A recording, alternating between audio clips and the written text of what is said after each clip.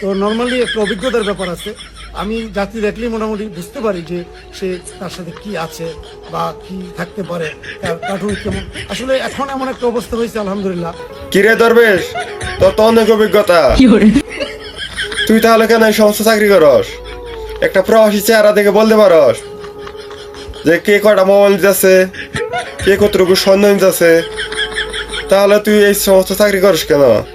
তোর চাকরির প্রয়োজন ছিল সিআইডির বড় অফিসার পদে, তাছে কি সমস্ত চাকরি করস?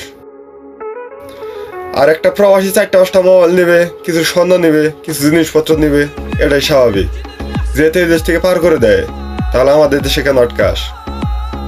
আবার লাগেজ গুলো কেটে মোবাইল রেখে দেস। 2টার উপর মোবাইল নিলে প্রতি মোবাইলে 25,000 টাকা ট্যাক্স দিতে হবে। কেন? এটা কোন আইন? আবার প্রবাসীদের কি কি বলাস?